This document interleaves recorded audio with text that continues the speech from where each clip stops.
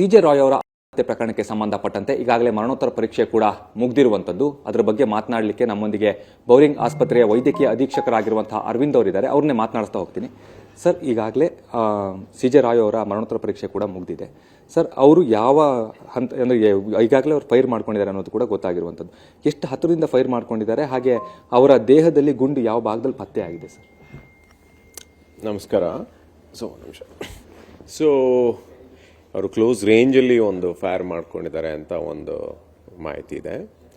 So ಅದು ಎದೆ ಭಾಗದ ಎಡಗಡೆ ಭಾಗದಲ್ಲಿ ಹೃದಯ, ಸೊ ಮತ್ತೆ ಹೊಟ್ಟೆನ ಸ್ಪ್ಲೀನಿಕ್ ರಪ್ಚರು ಆಗಿದೆ, ಮತ್ತೆ ಲೋವರ್ ಶ್ವಾಸಕೋಶದ ಒಂದು ಲೋವರ್ ಲೋಬ್ ಏನಂತ ಹೇಳ್ತೀವಿ ಅದು ಕೊಲ್ಯಾಪ್ಸ್ ಆಗಿದೆ.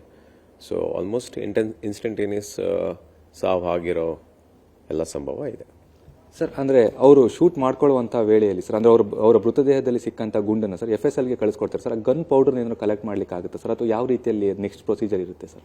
ಸೊ ಅವ್ರದ್ದು ಬುಲೆಟ್ ಏನು ಒಂದು ಮೆಷರ್ಮೆಂಟ್ ತೊಗೊಂಡಿದ್ದಾರೆ, 6.35 mm ಅಂತ ಹೇಳ್ತಾರೆ.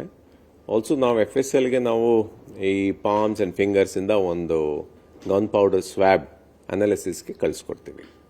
ಸೊ ಅದು ಅದರ ಅಂದರೆ ಆ ಒಂದು ಗನ್ ಪೌಡರ್ ಇದರಿಂದ ಯಾವ ರೀತಿಯಲ್ಲಿ ಹೆಲ್ಪ್ ಆಗುತ್ತೆ ಸರ್ ತನಿಖೆಗೆ? ಅಂದರೆ FSLಗೆ ಹೋದ ನಂತರದಲ್ಲಿ ಯಾವ ರೀತಿ ತನಿಖೆಗೆ ಹೆಲ್ಪ್ ಆಗುತ್ತೆ ಸರ್, ಅಥವಾ ಏನು ಅದರಿಂದ ಏನು ಉಪಯೋಗ ಏನಾಗುತ್ತೆ ಅಂತ? ಸೊ ಇದು FSL ಆನ್ಸರ್ ಮಾಡಿದ್ರೆ ಸೂಕ್ತ.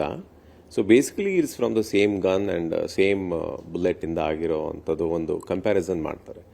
ಸೊ ಅದು FSL ಮಾತಾಡಿದ್ರೆ ಒಳ್ಳೆಯದು ಸರ್. ಅಂದರೆ ಈಗ ವಿಚಾರಕ್ಕೆ ಸಂಬಂಧಪಟ್ಟಂತೆ ಸರ್, ಅಂದರೆ ಬೇರೆ ಏನಾದರೂ ದೇಹದಲ್ಲಿ ಗಾಯಗಳು ಅಥವಾ ಆ ರೀತಿದು ಏನಾದರೂ ಕಂಡು ಬಂದಿತ್ತಾ ಸರ್, ಅಥವಾ ಕೇವಲ ಒಂದು ಬುಲೆಟ್ ಬಿಟ್ಟರೆ ಬೇರೆ ಏನಾದರೂ ಬೇರೆ ಏನೋ ಕಂಡು ಬಂದಿತ್ತಾ ಅಂತ ಸರ್?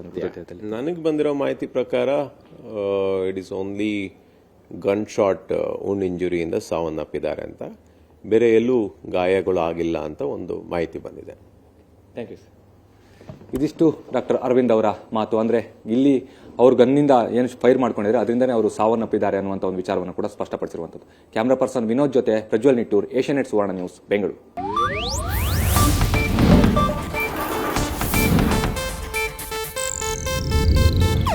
ಇದು ಏಷ್ಯಾನೆಟ್ ನ್ಯೂಸ್ ನೆಟ್ವರ್ಕ್ ಪ್ರಸ್ತುತಿ.